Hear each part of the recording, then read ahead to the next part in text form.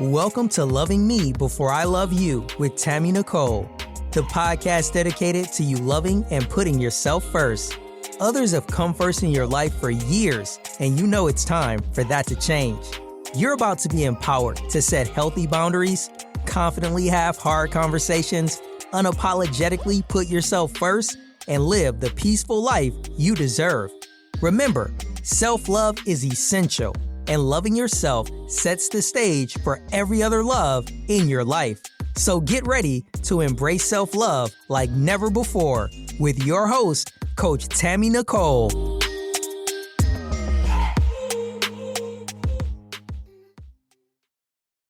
Hey, it is Transformation Tuesday over at Loving Me Before I Love You.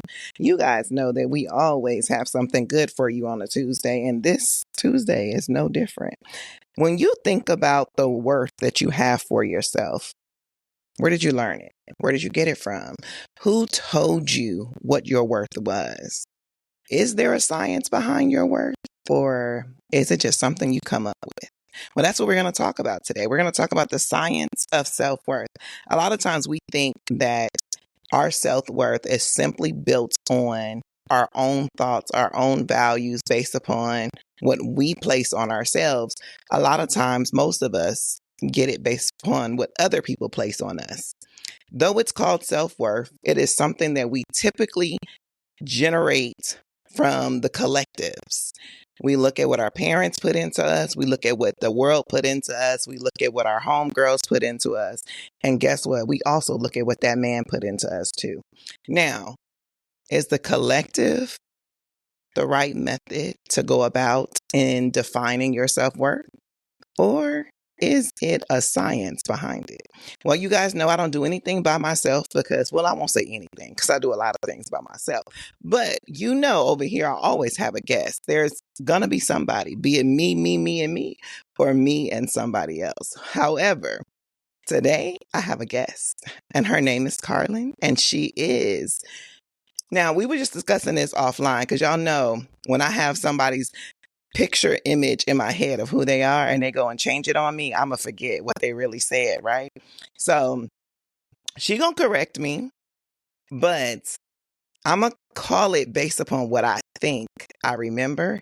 And I'm going to say she's a liberation coach.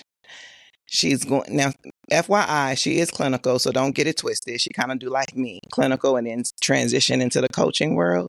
But she's here to liberate you and help you understand the science of self-worth.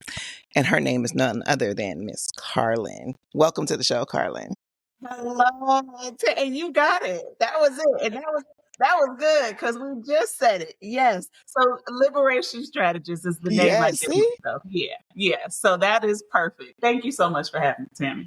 I'm so excited that you're here, and I like, I want this to be a quick lesson. So listeners, y'all always know that I will do impromptu lessons when something actually happens.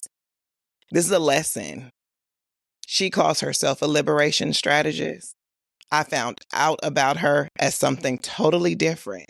And what this lesson is that you can change up when you want to, because what matters is what you decide, not what everybody else decides.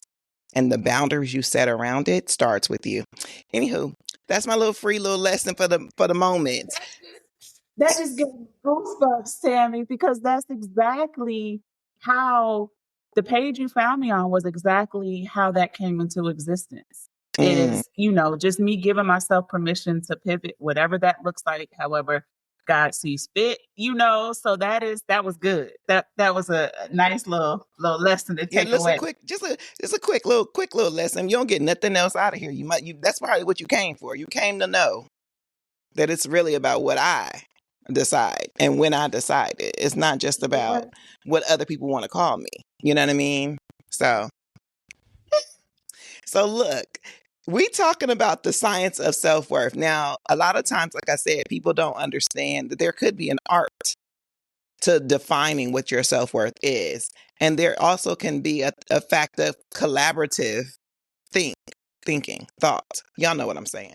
So the collaborative thought of other people can be what you use as a roadmap on defining your self-worth. And so as the liberation strategist, when you hear that self-worth, there's a science behind it, what is the first thing that comes to your mind? So in other words, like, why you said this episode was for me. Everything that you mentioned, that's what comes to mind for the science of self-worth, right? What the thought process behind how it comes into existence and why we are the way that we are and we operate that way as such, right? It's that collective, those collective thought patterns that we've adopted that were never ours in the first place, whether we had to, the biggest one that I see over and over and over again is the fact that a lot of the women I work with hustle for their work. They feel like they have to work for it. And a lot of times that was because as children, they did have to work for it. So when I think of the science behind it, it's rooted in the fact that, yeah, they're believing that that is how they're going to be shown love and they're worthy because they had to do that as children. I think that's even if in your household, you had the most loving and adoring parents and you didn't have to do that, you went to school. And that type of thought process is reinforced in the school environment, being put A and B honor roll and, being celebrated for perfect attendance and all these other things. There's no room for you to just be who you are, to just be. And so it's no wonder that we're walking around feeling like we're unworthy if we're not doing something to achieve that work. Absolutely. I think most I can't talk today. Most recently, I was doing I always do self-inventory, right? And so before the year ended of 2025 and we came over into 2026, I do self-inventory. And y'all know AI exists and we kind of love it. Some of us is kind of scared of it.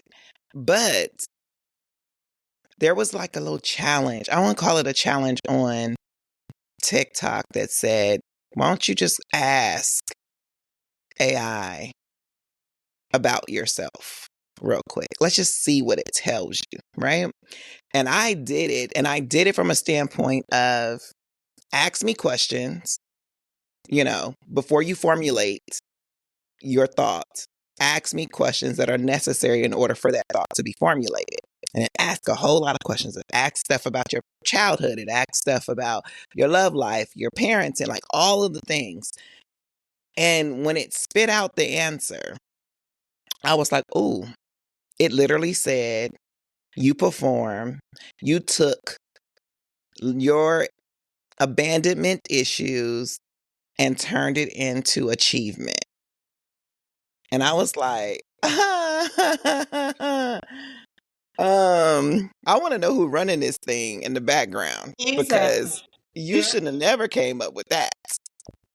Yep. FYI, that's accurate, conceptualizations. Like a lot of us transform love, abandonment, and all of those things into performance issues. And that's honestly, like you were saying, because that's what gets celebrated. Like the reality is you do what people approve. You do, like if somebody's approving it, if somebody is putting a stamp on it that says good job, good girl, da da da da, you do it more often. It's like, oh, they like that. They like that. They like me. And that started, like you said, in childhood. Your parents focus more on what you do well. What you do wrong most of the time over what you do well. Yeah. But at the same time, when you do something well and it gets a level of, I see you. Yes. Praise. Who wouldn't like that? Especially as children. That is what we're seeking. So it starts there. And then we end up walking around as adults, constantly working and trying to please and doing everything that doesn't align with who we are, that we don't even want to do because we feel like that defines us, Yeah. So that's the science. Absolutely. And I agree that It's the collective, right? But because I don't like to call it devil's advocate because I don't align with him, but you know what I mean. Yes. I mean, I'm a big believer on your words have power. So Yes. opposites, contrary.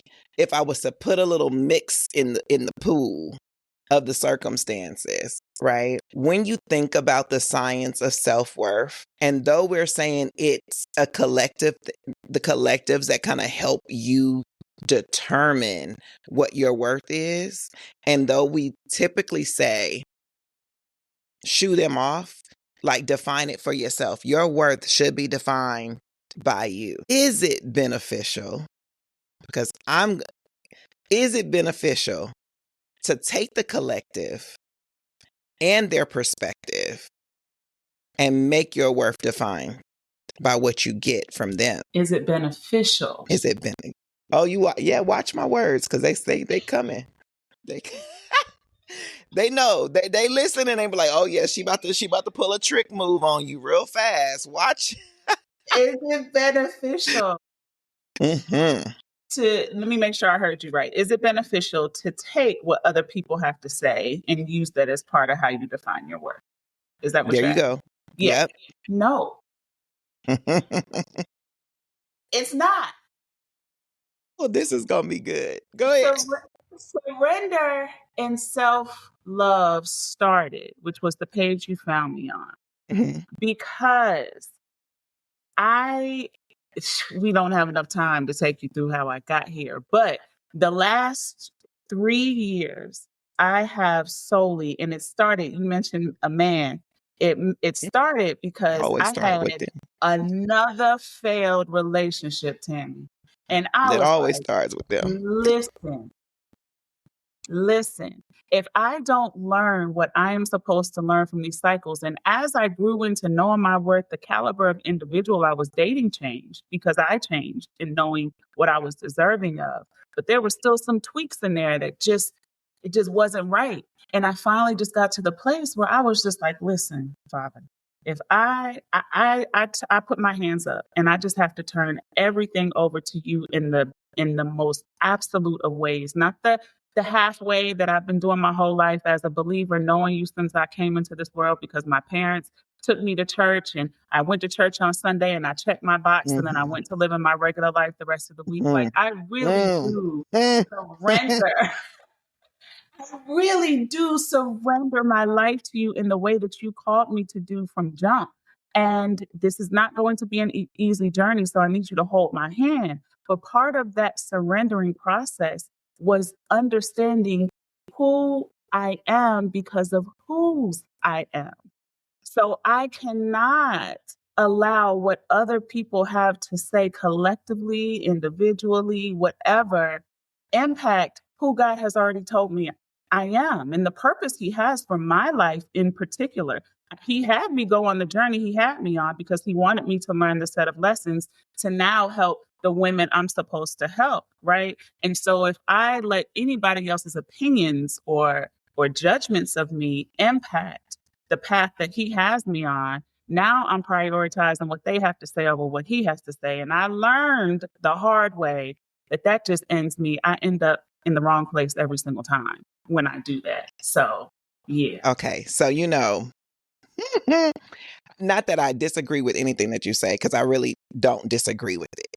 But I'm always playing the role of what other people would say, right? Yeah. So I don't believe in taking what other people think or how they feel about me and making it my own, because that's their opinion, period.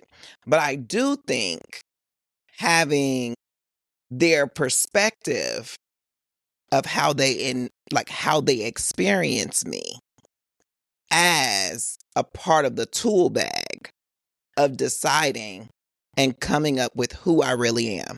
Hear me when I say this. From a perspective of this, they have experienced me. Now, granted, their experience comes with their own foolishness, FYI, right? So their lens is their lens. But if I take a collective of multiple people, not one person, but multiple people that experience me on the regular basis and gather all of their experiences of how I show up to them. I think doing a deep dive on their experiences benefits me because even though I'm going to create my own worth bucket of who I am, period, and what my worth is, if I don't have full inventory, because my lens can also be foggy. Mm-hmm. My lens can also have some cracks in it that you understand what I'm saying? So I agree with you. No, I don't have to take their stuff on and make it me. But I also think there is benefit in taking the survey because always say the common. I told y'all I can't talk today. The common denominator in every relationship that you're involved in is you. So if everything and everybody have the same perspective or the same nuances that just keep popping up, that really is a you thing that you should then take into consideration and say, you know what, I need to look at that. If everybody is saying I'm selfish, maybe I need to look at that. If everybody says I'm hard to get along with, maybe I need to look at that. Because from my perspective, I mean, I'm easy peasy. I'm like, go along, get along. Like, I don't have any issues, but I don't realize that every time somebody says something about anything, that I have something negative or a rebuttal or something that pops up. So I just think it's something to consider. 100% I agree God made you. So whatever he says about you is what it is. 100%. But you be experiencing other people in this world. You And their do. experience is valid. You do. So I have two thoughts around that because what it is that you're explaining is excellent and also requires a certain level of emotional intelligence and Oh, for ability sure. to regulate, right? And so for you to be able to properly place the opinions of others also requires you to have a foundation of knowing who you Who you are. are. So the question in asking first, does it benefit me to use that information to help contribute to how I define my worth? Absolutely not. To how I develop as an individual? Apps for sure. Like how to help that my personal development journey, the way that I grow, the way that I interact, all of those different types of things. Does that help contribute to that? Sure does. But the knowing on the inside of me, who I am, cannot be swayed by somebody else's thoughts and opinions of me, or you are constantly going to be taken to Always and in a tug of fro. war. That's it. Yeah. Yeah. Yeah. So I 100% hear that. You will be, if you are allowing it to change what Yes. you have going on, you 100% will be in to and fro. If you use it for assessment, if you use it for, you see what I'm saying? Like, I think it's the way you use it, but I do think it can be beneficial because let's define what your worth is. I think that'll help people too. So when you hear, what is my worth? Because, people will throw out, know your worth, know your value. To me, that's two different things. Yes, it is. And Tammy, the way that I would define it, right, is I'm a dictionary girl. I'm a look it up. You're going to pull up Webster for us. Listen, get the definition only because I want to use the words that can summarize it well. And see, and they're referring to it as self-esteem. Okay. Mm-hmm. So internal sense of being good enough and worthy of love and belonging. Okay. So that's your internal knowing of being good enough and worthy of love and belonging. And so a lot of times we're defining our enoughness based off of other people's opinions and societal expectations, right? Whereas if I know that I am enough on the inside, whether I am 5'10" or 5'2", if I am 300 pounds or 150 pounds, if I am light skin or dark skin, if my hair is 4C or 4A, right? If I know that I am enough, regardless of those things, then the opinions of others only I can properly filter and properly place the information I receive from others because it is just contributing to my overall being, not my worth. Right. And so Good job. thank you for having us define what self-worth Good job. actually is. Because I know it's the way that I can't, the belief system I have about myself, Yeah. But having that definition to provide that clarity is always It good. changes everything. It does. Yes, it changes everything. I love it. So, and I did that for, a reason. A lot of times we are around here talking on a subject that most of us don't even know how to define it. Mm-hmm. Mm-hmm. Right. And so it's buzzwords. Know your worth, know your value, like love yourself. Like all of those things are buzzwords. People have jumped into the therapeutic dictionary, library of language, and they just rolling them off. It sounds good. It fits right here. Emotional intelligence is like a big thing, you know what I mean? But no one talks about emotional maturity. Nobody talks about, all of the others that like kind of come in the same bucket. You hear just a slew of things that are therapeutic jargon. And it sounds good and we go with it and we keep it moving. So when I think about the science of worth, knowing what worth is to me now, because I'm biblically sound, there's only one science and that's Jesus, period. Like that's it. Like that's the science of your worth. Who he said you are is who you are. Mm-hmm. Period. You're fearfully and wonderfully made. Period. He made no mistakes. Period. Because he don't make mistakes.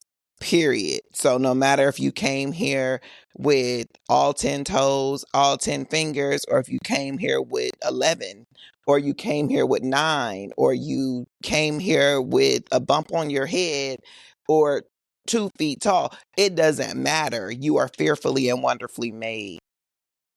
Period. That's it. Your worth resides in you. Mm-hmm. Nobody else can give you what your worth is. Is it beneficial to kind of know how people see or perceive you? I think it is, because you yourself need to take an account of how you show up, because that flows into your emotional intelligence, your emotional maturity on the space, the capacity you hold as an individual. Yeah, for sure. For sure. And that's good. And getting yourself to a place where you can receive that information and not take it as finite true, right? But just a little bit more to add to your character development. That's gold, because we can't go through life thinking we know everything and we don't have any room to fix anything, right? Like, so right. that's good.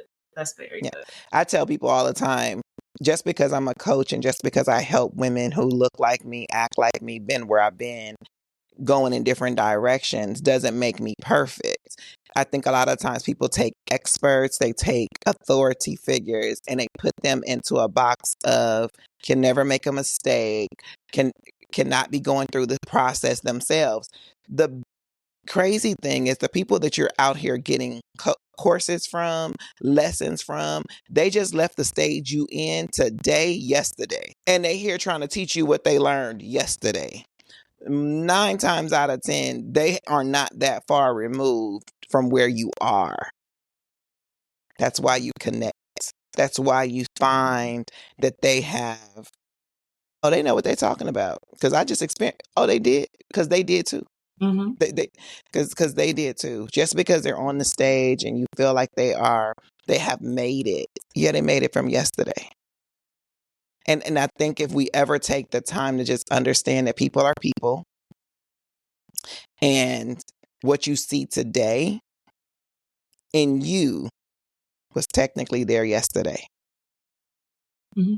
You know what would make that so much more powerful, though, Tammy, is if we were all vulnerable enough To and say it. transparent enough to say that. Those of us that are on this side of the conversation, if we were willing to share those truths, right? Because we are all figuring it out, figuring it out. And I just figured this particular part of the journey out a few days before you did. So let me help you so you don't have to make the same mistakes I did, right? Right. That is how this works. So yeah, I wish we just shared it more, but instead we're so consumed about appearances and how we present and making it look like we have everything together when that is part of what is tearing us up. Yeah. Because it's definitely not all together at all. No. At all. But I do have enough knowledge to get you to your next level, though. That's the difference. That's that's the difference. Yeah, you can believe that. Or else I wouldn't be out here acting like I did, right? Trying to show that I did. Okay. So yeah, that's good. That's good. When you think about self-worth, right? So we all know that self-worth and self-love work together hand in hand. Okay. Self-worth to me is your foundation. It is the floor. Yeah. Okay. It is the floor. Self-love, if you think, I always say, look at it like a building. Okay. You're the building. You have a ground floor. You got some stories. Your stories can be your age. It can be your life experiences, like the ones that like are monumental in your life. And you like, ooh, that teenage life was boom here. My young adult lifespan is here. Like those are different floors, right? And self-love is your elevator. Hey, hope you're feeling the love in today's episode. We'll pick back up where we left off in a moment. First, we're excited to share that Tammy has a collection of self-love t-shirts, hoodies, mugs, and journals for you to express how much you love yourself to the world. From comfy hoodies to motivational mugs, there's something for everyone. While you're listening to today's show, feel free to browse the full collection at IamTammyNicole.com. Thank you, and without further ado, let's get back into today's show.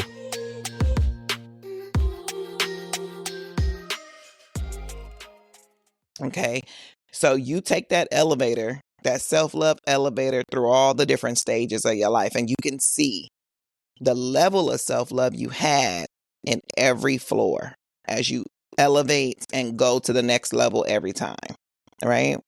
But that floor never changes. Yeah, like it.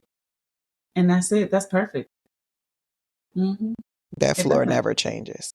So you have to establish, that's why they always tell you when you build a house or you build anything, the foundation that it stands on is the most important thing. Yes. Because then it can weather the storms. It's strong enough to handle whatever comes its way, right? Even if it cracks, Tammy, even if it cracks, as long as it is secure, you're going to be all right. And we have to remember that as we're on this journey, this thing, living this thing called life, you know? It definitely is a journey. But that worth piece is so important. You really cannot establish a self-love routine without it. You guys know I talk about self-love on this platform all the time because it's important. I know you guys have been taught that self-love is self-care. It's not. And I say that, I feel like I say it every show because I need y'all to understand it's not. However, in order to establish a self-love routine, if you don't have a self-worth ground level, it's kind of difficult to do so. Because what am I building my love on? What am I building it on? Self-awareness is always the first step in self-love, but what am I building it on if I don't have the foundation of what I'm worth? And that isn't in every relationship. It doesn't even matter. Now, y'all know when we get to them romantic relationships, that's where y'all get real crazy.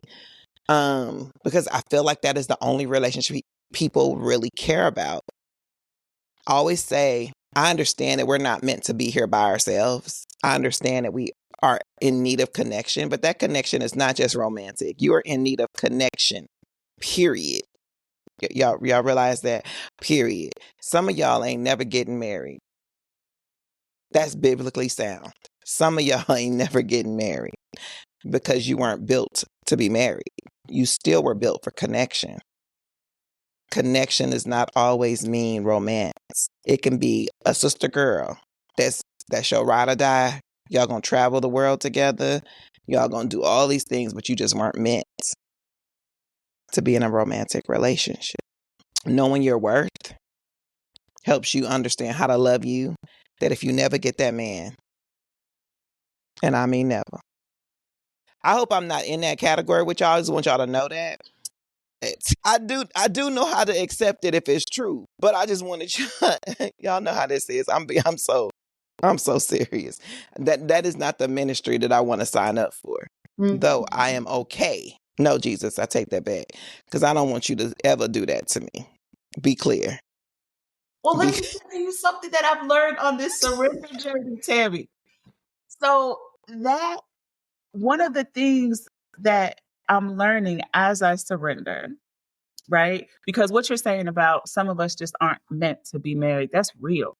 It's And real. that, again, is a conversation that needs to be had more because we're setting people up in the church for failure, right? That's not aligned with what Christ has said. He said, However, everybody ain't. that's it.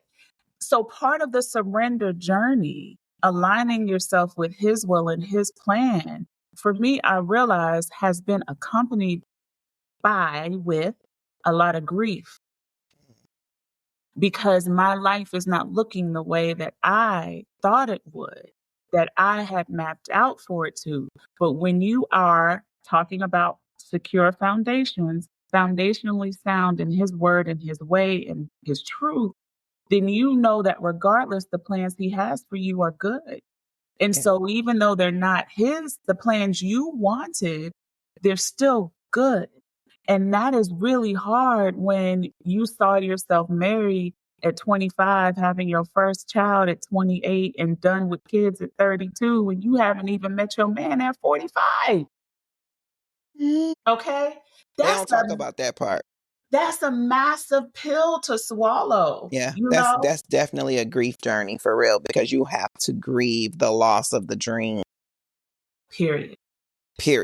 Right? And it's not that the dream is never to come, but the dream in that way is over. Why? Because you're 45. You missed 25. You missed 28. It's those things are gone. Now to say that you'll never get married or never have kids, you can't really say that because we've seen God move and give people kids at 50 and 60 years old. We think socially it's kind of crazy, right? Because it's like, wait a minute, this child has to live 18 years and you're going to be 80. But we've also seen biblically that they was having kids in their 90s, right? Like, so it's not impossible. It's just grieving the trajectory that you set forth. And a lot of us set these trajectories as kids without consulting Jesus. So we was hyped up on our own. Yeah. We were hyped up on our own mission, our own thing. We didn't consider him. We didn't even invite him in. We said, this is what I'm doing. You got that?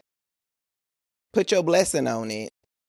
And make it happen, Captain. And then we went on about our lives. But that method has gotten so many of us in trouble because some of us mapped it out, made it happen, but with the wrong people. Yeah.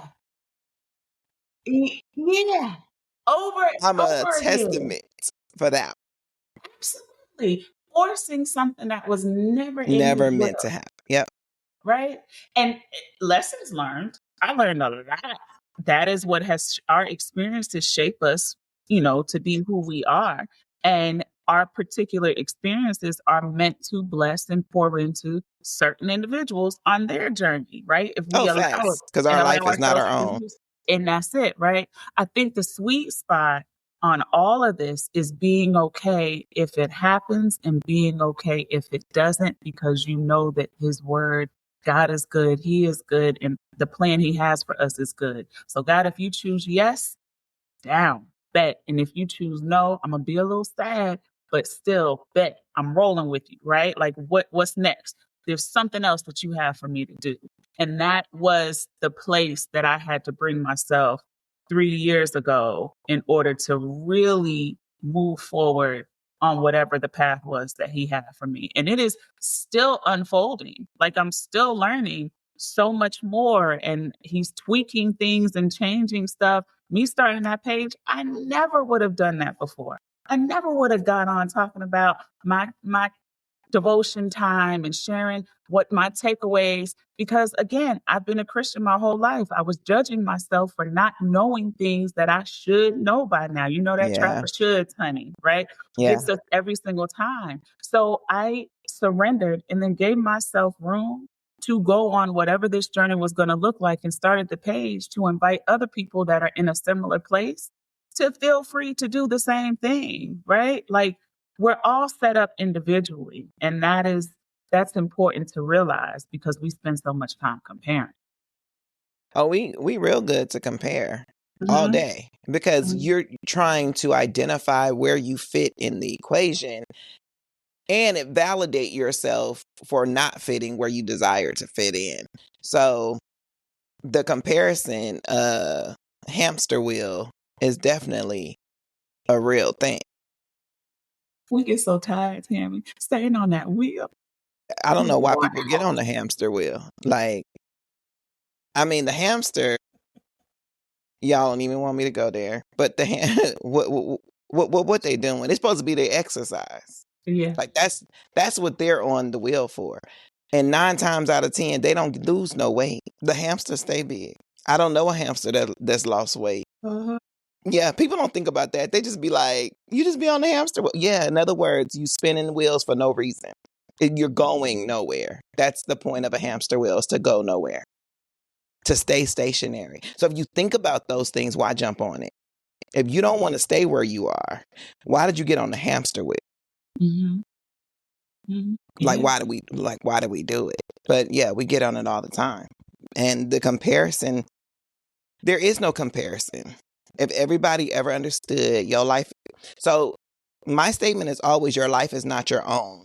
However, you are uniquely you. So though your life is meant for somebody else to learn and benefit from, it still don't mean you gotta be like them. And it still don't mean they gotta be like you. It just means that you're going to go through similarities that help each other move forward. Period. I always tell the story of she's a play sister, but she was like a little sister. And when my mom passed away when I was 21, she passed away and I was like, for real, Jesus? This what we doing? Like, I know you gotta be kidding. And I couldn't understand it. And then 2 years later, who was my little sister, my play little sister, her mom passed. And her mom and my mom were like this, thick as thieves, cool, kick it. Like, they taught Sunday school together. They, always on the phone. But she passed away. So I had to go through what I went through with mine so that she could call me at 3 a.m. crying with somebody that would understand. It don't matter that she had siblings. Everybody going through it differently. So the things that you go through in life are for someone else. And 9 times out of 10, it's for somebody that you actually know. And then the other portion of that is for somebody you're going to run into that's going to be a kindred spirit that you're going to be like, I don't even know why we met. I don't even know why. And then boom, I think about my aunt. My cousin passed away 4 years ago. And one of my good friends was talking to her like, I don't know what I would do if I lost my child. Her child died the very next year. Like, you go through things for other people. Are there lessons in it for you? Absolutely. But if you don't know your worth, it is very difficult to even embrace that as a thing. It's hard to embrace, be grateful for everything, the good, bad, and the ugly. Everything brought you to this moment. Everything. It don't matter if it was bad. Embrace it, be grateful for it. But you can't do that if you don't know your worth because you don't understand where you fit. Yeah. It's important in all the ways. Like you said, self-worth, self-love, those things, you have to take a step back and sit with that first in order to really be able to withstand what comes your way, you know.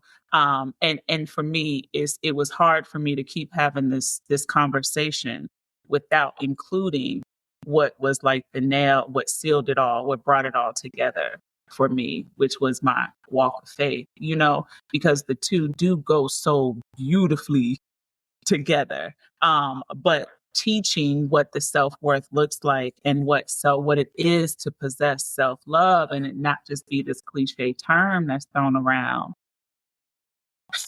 It's just so overused. And the It soap is. I have with self-care and self-love is there is one, but I won't get on it because it sounds like you already definitely share that. Oh, I say it all the time because a lot of times people think they just go get their nails and hair done. The look good, feel good, like that stuff, it does work, but it's temporary. It's a Band-Aid. If you don't fix the inside and understand who you are, like if you don't understand your worth, if you don't understand your value, if you don't know who the heck you are, if you don't operate in healthy boundaries, if you don't operate in self-forgiveness on the regular basis, because you're not perfect and you're going to make mistakes and you're going to make bad choices, but you got to push forward and move. If you don't operate in gratitude, all of that is wrapped up in self-love. Other people sniff it. They smell it when you don't have it. They smell it when it's a facade. They smell it when you just like look a certain way, but you ain't really, I'm listening to how you talk and you're like, no, you don't love yourself for real. You just want people to think that, because if you did, you wouldn't really accept certain behavior from certain people. Even that, like accepting the treatment from other people towards yourself. If you loved yourself, some stuff you'll walk away from and say, no, that ain't for me. Mm-hmm. Mm-hmm. Yep. But that's embedded in your worth. Yes. It's embedded there. Yes. And the knowings of being enough. Right. And that is, I used the example because a lot of women I encounter don't feel smart enough or skinny enough or wealthy enough, tall enough. They don't know enough compared to their counterparts. Like we're always measuring. There's always a measuring stick. Yeah, And the that, answer. yeah. What's the answer? The answer is enough is whatever you say it is. There is no limit. Mm-hmm. Enough is you. Mm-hmm. Period. There is no limit, because if you ask yourself, what is enough? What is it? Mm-hmm. The answer is you. Who gets to define it? You. The answer is you. And a lot of us don't understand it, but enough is you. It's not what the next person have, because that next person, their cylinder may be larger than yours. Enough is your capacity, whatever that is. Again, you have to learn you to know what that is. That's why no is a sentence. Yes. Yes. It makes me think of the fact that I've learned the hard way, especially as a solopreneur, right? That I cannot run and operate business like the way that a lot of other people, the world of entrepreneurship, how they run their businesses, how they function. I'm not built for that hustle. I'm not built for overwhelm. I'm sensitive, right? I get overstimulated easily, and I have to adjust. But I tried to do it the way that other people prescribed. And it's been like I felt like I'm thinking of the the machine. What the machine's called, Tammy? That we used to. You pull the little thing back, and the ball bounces all around. Oh, I know what you're talking about. I never knew what that was called. I thought it was called ping pong. Okay. Pinball. Pinball.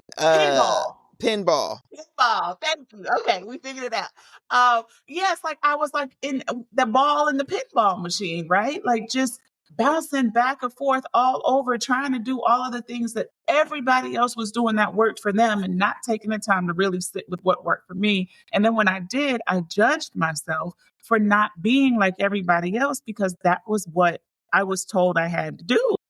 That's what the world had to do. That's what they did.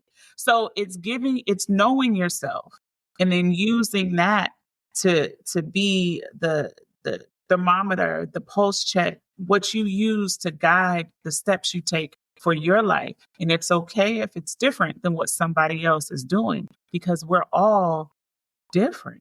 We're all different. 100%. At 100%. Because can't nobody beat you being you. Yeah. And you can't be nobody else. So why are we even trying? Yes. You can take tools and ideas that other people have and make them better and make them your own, but you gotta just simply be you. There's no other option. So when you're looking at what the science of self-worth is, the science of self-worth is you. Knowing who you are and that you're enough. Period. If you are a spiritual person who loves Jesus, he tells you who he is. He tells you who you are, all in his word. Period. You have to believe it and operate in it. If you don't believe it, you won't be it. Yeah, that's it. Something else I had to learn is in order for me to operate in it and be it, talking biblically, was I had to know it. And so when I was that Sunday Christian, I didn't even open my Bible after I found the scripture that the pastor told me to go to during the service. And so then I didn't open it again until the next Sunday when he told me to go to the next scripture. And so I'm not knowing the word for myself. And it's amazing what you uncover when you sit and just read the Bible, you know? And so that was a big turning point for me. And everybody I work with is not doesn't believe. And Absolutely. that's I want to just make sure I say that too. It's very important though for me to start sharing more about how I arrived to this place, especially in a world that is so fickle. Being able to find stability that really has played a huge role in it for me. Yeah. And for those of you that don't like to read, because I'm one of those, I write books and don't like to read. Yep, I said it. I said it. And do you listen? I listen. Okay. Yeah. That's where I was going next. That's where I was going next. For those of you that don't like to read, you can always get it on Audible, including the word. Yeah. It's my point. See, I still consider that reading now because I don't.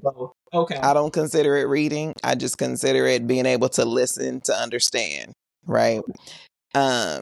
Every now and then when you hear something that pricks you, though, you be like, wait a minute, I need to see that for myself. And you grab your book and then you go to what they're talking about. But I just wanted to be encouraging because there are a lot of us that don't like to read. And it's the caveats that keeps you outside of the word because it's like, yeah, God, I want to, but I just can't sit down. Like, I just can't do it. Like looking at the words, I'm like, I'm going to read, 2 stanzas or 2, and I'm going to be like, I'm done. And then because I don't like to read, I'm not getting nothing from it. Right. But I'm going to hear you. That's it. And I'm going to get it all. So I just wanted to, say that to encourage the people, like, you don't have to be a reader. Mm-hmm. You can be a listener. Mm-hmm. Everybody learns differently. Absolutely. And so, I made it through school with good grades, I must say, without reading. I just want y'all to know that, okay? Like I said, I'm a whole author and I don't like to read. However, you can succeed even having that as an issue. Mm-hmm. Absolutely. So tell them where they can find you, Karlyn, if they want to work with you, if they want to get liberated. Yes. So I am at Love is the Verb everywhere. And so love is the verb. It is the action. It is the number one thing, right, that we need to be showing, especially towards ourselves. So at Love is the Verb. And then, if you want to send me an email, you can send it hello@Love is the Verb as well, if you want to try that way. But and you know what? Thank you for saying that, because I wrote it, but I want to audibly say thank you for when I posted something after my sabbatical from TikTok. You being Yeah. like, where you been, girl? And so when I say figuring out not having the pressure to do it all the time, and then life happens, and sometimes you just have to pause for yourself. And that was what I was coming back from. So thank you for that, because it You're felt welcome. nice to know that somebody was Had like, missed you, huh? you just disappeared. So yes, so TikTok, Instagram, I'm in and out now as I'm feeling my way through how I want to present myself. Love is the verb. Is how you Well, you guys heard it here. You can find her at Love is the Verb. And for all of your coaching needs regarding self-love, regarding the self-love reset, go get the journal, the Me, Myself, and Love journal for solo dating ideas, all of those good things. You can go to the link in my bio, as well as send me an email at questions@IamTammyNicole.com. We will see y'all next week. Don't forget, you are the blueprint. Signs, self-love. That's a wrap on another episode of Loving Me Before I Love You. If you enjoyed today's episode, please take a second to show your support by subscribing and leaving a positive rating and review on Apple Podcast, Google Podcast, iHeartRadio, and Spotify. Stay connected with Tammy. Make sure you're following her on Instagram and TikTok at Coach Tammy Nicole. If you like to work with Tammy or have any questions you'd like her to answer, please head over to www.IamTammyNicole.com. Until next time, always remember to love yourself so much that the love from others is a bonus.